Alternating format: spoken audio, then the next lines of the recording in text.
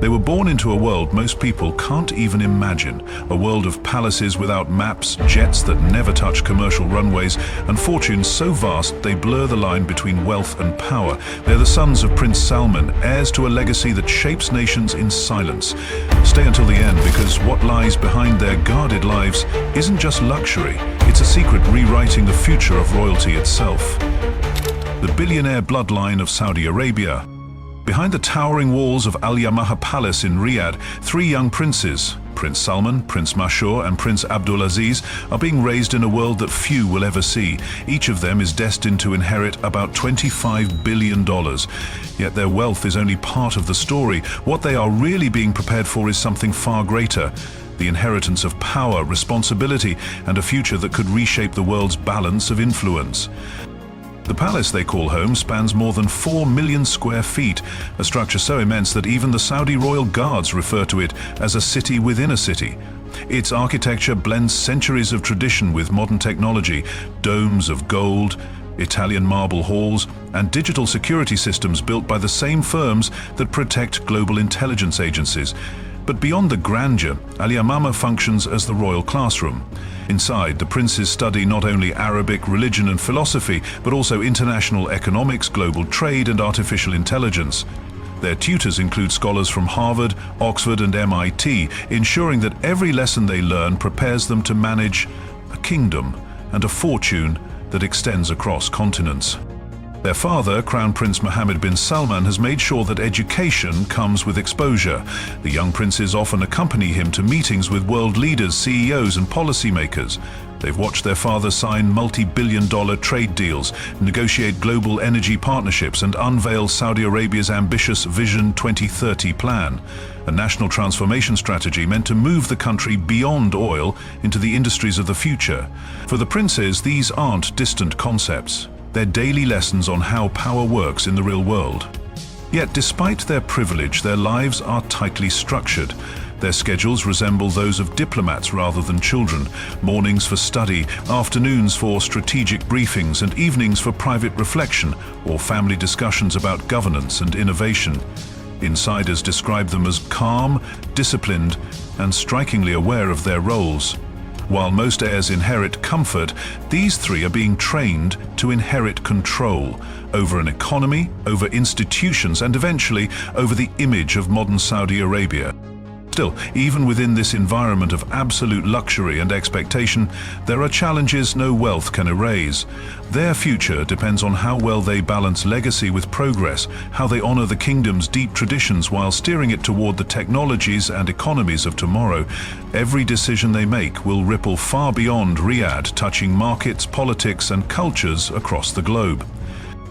Because when you're born into a $1.4 trillion dynasty, your life stops being your own. It becomes a symbol of what power looks like in the 21st century. So what would you do if your birthright wasn't just fortune, but the weight of an entire nation's future? Let me know what you think in the comments below. Alyamamah Palace, the largest private residence on Earth. Deep in the heart of Riyadh, surrounded by manicured gardens and guarded gates, rises Alyamamah Palace, the crown jewel of Saudi royalty and the private world of Prince Salman, Prince Mashour and Prince Abdulaziz. More than a royal residence, this colossal structure is a statement of lineage, power and permanence.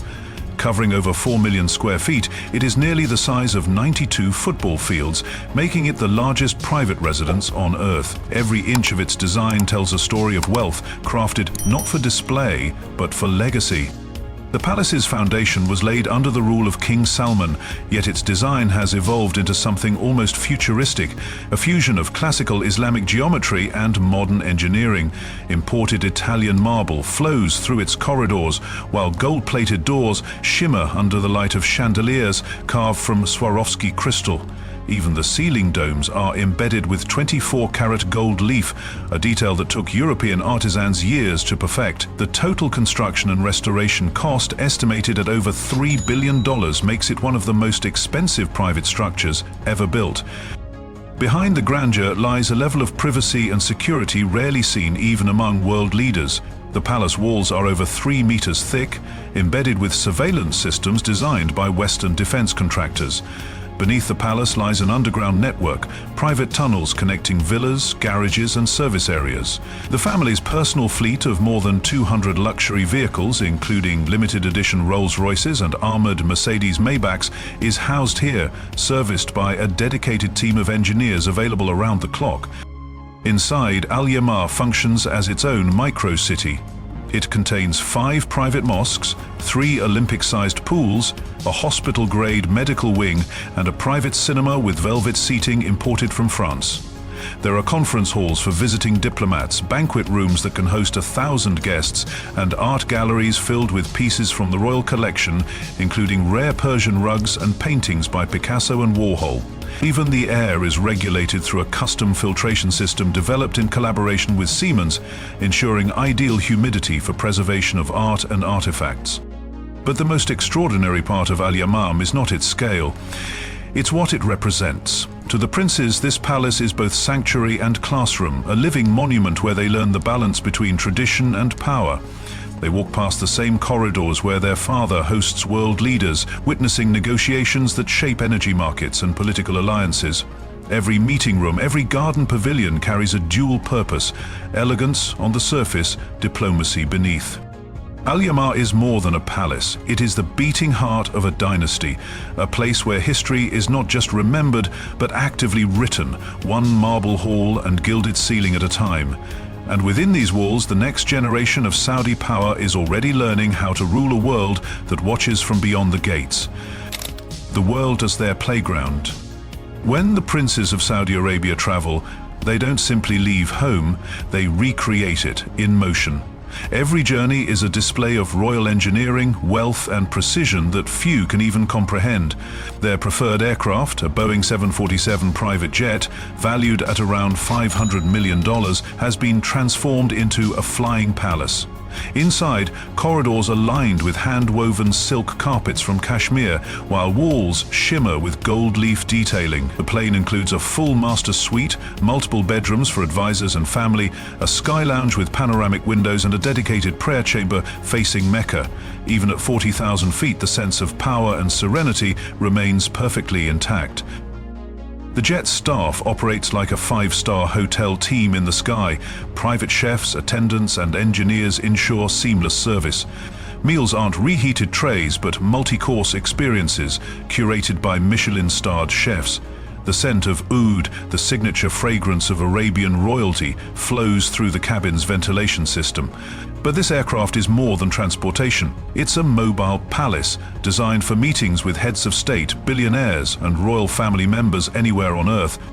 When the journey ends, another realm of extravagance begins. Docked along the Mediterranean or the Maldives, the serene super yacht awaits, a 439-foot marvel, once among the most expensive yachts ever built, worth over $500 million. It houses 2 helipads, a saltwater swimming pool that converts into a dance floor, and an underwater observation lounge with glass walls offering panoramic views of the ocean depths. Every suite is draped in Italian leather and teakwood, while on-board security rivals that of a military installation. Surveillance drones, encrypted satellite links, and a crew of over 50 maintain discretion and safety wherever the vessel sails. Vacations are treated like diplomatic operations. In Aspen, the princes rent entire ski resorts for weeks, flying in private instructors and celebrity chefs. In the Côte d'Azur, they occupy sprawling estates along the French Riviera, complete with fleets of chauffeurs and private security teams. A single family holiday can easily exceed $10 million per week, not because of wasteful excess, but because every detail is calculated for privacy, luxury and control. On land, their movements are no less spectacular. Convoys of gold-plated Lamborghinis, custom Rolls-Royce Phantoms and Bugatti Chirons worth over $22 million form motorcades that glide through city streets like a moving exhibition of craftsmanship and power. Every car is custom designed, interiors trimmed in desert-inspired motifs with leather sourced from private European tanneries and embedded gold embroidery representing the royal crest. But behind the spectacle lies a deliberate image, one that signals more than indulgence.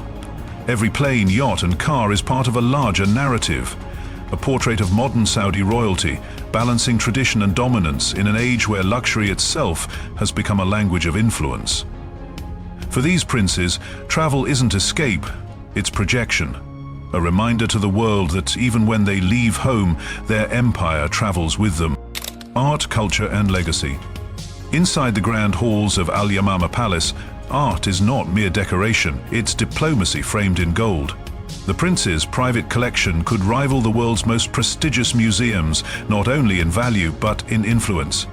Among its crown jewels sits Leonardo da Vinci's Salvator Mundi, purchased for nearly $450 million, the most expensive painting ever sold. Displayed in a private gallery with humidity-controlled glass walls and precision lighting designed by Italian engineers, the painting is protected like a national treasure. It represents more than a masterpiece. It's a message to the world that Saudi Arabia is no longer just an oil empire, but a cultural force rewriting global prestige. Surrounding Da Vinci's enigmatic Christ are Picasso's bold cubist canvases, Warhol's vibrant pop portraits, and the haunting works of Middle Eastern modernists whose art captures the shifting identity of the Arab world. Each acquisition is deliberate, blending Western modernism with regional heritage to project both sophistication and sovereignty. The princes understand that art, like energy, is power, one that transcends politics and borders. Owning pieces from every major artistic movement of the past 5 centuries, they've quietly assembled a timeline of civilization through color, texture, and symbolism. But these artworks rarely remain confined to palace walls. The royal collection often travels the globe, loaned discreetly to exhibitions in Paris, London, and New York. These gestures of cultural generosity are carefully orchestrated extensions of Saudi diplomacy, introducing the world to a new narrative of refinement, vision and modernization under Vision 2030. Every painting that leaves Riyadh becomes a silent ambassador, bridging East and West without a single word spoken. To ensure their collection's continuity, the princes have built a vast archival network beneath the palace, a climate-controlled labyrinth storing over 2,000 rare artifacts, from centuries-old Qur'ans gilded in gold to sculptures by Rodin and Henry Moore. Conservators from the Louvre and the British Museum are flown in annually to oversee preservation, reflecting the precision with which this cultural empire is maintained. Even the storage vault doors are biometric, sealed with voice recognition to restrict access to only a handful of trusted curators. In recent years, the princes have also expanded into cultural patronage, commissioning Saudi artists to reinterpret classical themes through modern techniques. The result is a merging of tradition and innovation, a visual metaphor for the new Saudi identity taking shape under their father's leadership. These young royals aren't just inheriting art, they're redefining what it means to possess it. Every canvas, sculpture and manuscript inside Alyamama tells the same story in a different language, a kingdom moving from the sands of history toward the stage of modern civilization. And as these priceless works continue to circulate through the world's museums and private exhibitions, they quietly reshape how the world sees Saudi Arabia, not as a desert of wealth, but as a cradle of cultural rebirth. The power of the Public Investment Fund. Behind the glamour of palaces and super yachts lies the true engine of Saudi power, the Public Investment Fund, or PIF. Valued at over $650 billion, this fund is not merely a repository of oil wealth, it is the beating heart of Saudi Arabia's economic transformation. Through it, the royal family doesn't just hold money, they shape the direction of global markets, industries and technologies that define the modern world. What began as a state tool for development has evolved into one of the most influential investment machines on Earth, guided by precision, secrecy and staggering ambition. PIF's influence stretches from Silicon Valley boardrooms to Wall Street skyscrapers, with stakes in some of the world's most powerful corporations. The fund owns significant shares in Uber, Disney, SoftBank, Lucid Motors, and Citigroup, positions that give it a seat at the global economic table. Every investment is a calculated move, designed not just for profit, but for presence. By funding electric vehicle innovation through Lucid Motors, Saudi Arabia positions itself as a player in the post-oil era. Through SoftBank's Vision Fund, it embeds itself in the digital and AI revolution. These are not random acquisitions, they're a blueprint for the kingdom's economic future, one transaction at a time. Inside Riyadh, a new generation of Saudi royals, including the sons of Crown Prince Mohammed bin Salman, are being trained to navigate this empire of numbers and influence. Their education extends far beyond traditional governance. It involves private mentorships with top global financiers, exposure to international trade systems, and first-hand participation in billion-dollar negotiations. In private briefing rooms within the gleaming King Abdullah Financial District, they're learning how to balance national interests with global leverage, preparing to become the future CEOs of one of the world's largest sovereign funds. But the PIF strategy goes far beyond Western markets. It is quietly redrawing economic alliances across Asia, Europe, and Africa, acquiring ports, sports teams, and renewable energy projects that double as diplomatic tools. Its investment in Newcastle United Football Club wasn't simply about sports, it was soft power wrapped in entertainment, a cultural bridge linking Riyadh to the world's most passionate fan bases. Similarly, multi-billion-dollar green energy deals across Africa and Asia demonstrate the kingdom's pivot towards sustainability, turning wealth once dependent on oil into influence fueled by innovation. The brilliance of the PIF lies in its duality. On paper, it is a financial institution.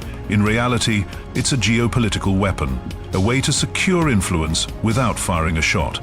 Every share bought, every company acquired, and every partnership forged strengthens the Saudi presence in the invisible web of global power.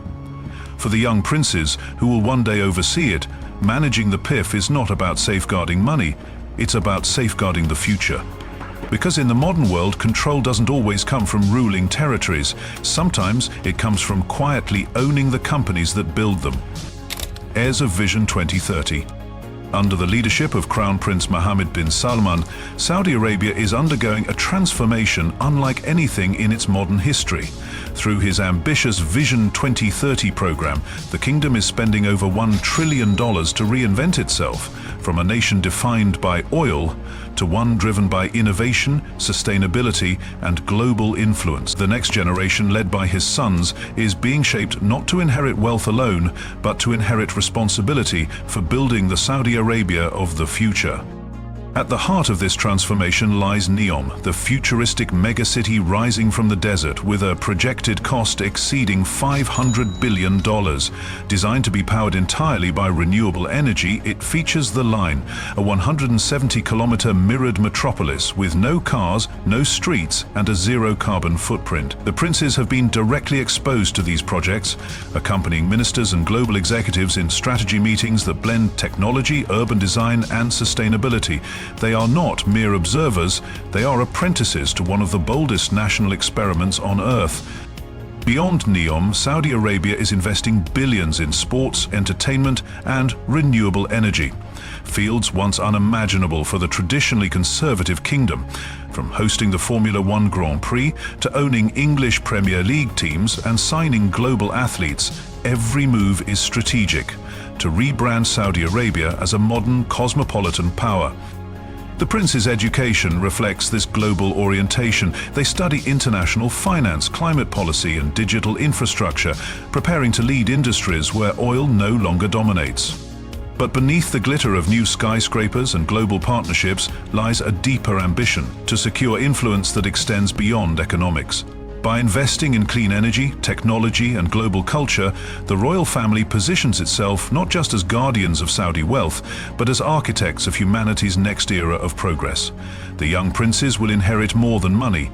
They'll inherit a legacy of transformation, one that may redefine the balance of power between tradition and the future. The price of being born into $1.4 trillion.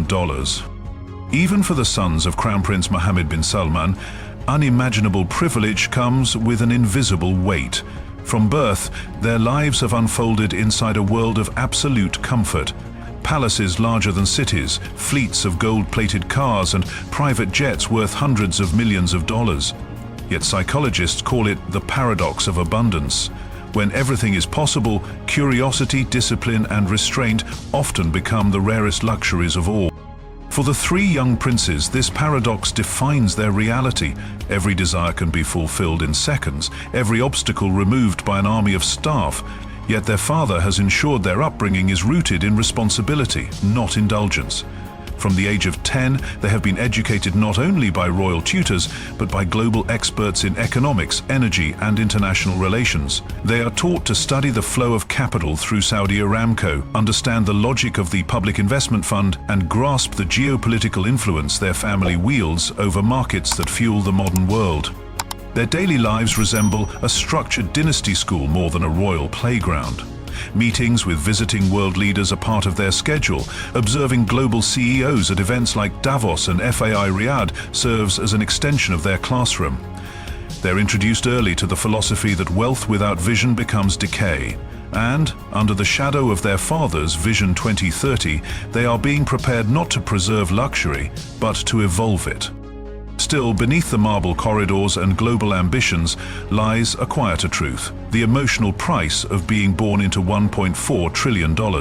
Genuine connection, privacy, and the freedom to fail are privileges they may never fully experience. Their destiny is already written, not by choice, but by birth. Yet in that destiny lies the potential for transformation. If they succeed, their names may not just inherit a kingdom, they may define the next chapter of its history. So, what would you do if your birthright was not just wealth, but the weight of an entire nation's future? Let me know your thoughts below. From the 4 million square foot Alyamama Palace to a $500 million super yacht with underwater lounges, the sons of Prince Salman are growing up surrounded by wealth that few can even imagine. But their future goes far beyond gold-plated cars and royal privilege. As heirs to Saudi Arabia's Vision 2030, they are being trained to lead trillion-dollar empires, shaping global energy, technology, and culture. And in Part 2, we'll reveal the secret investments and global properties hidden under their names. If you enjoyed this glimpse into royalty and power, like, subscribe, and prepare for the next chapter of unimaginable wealth.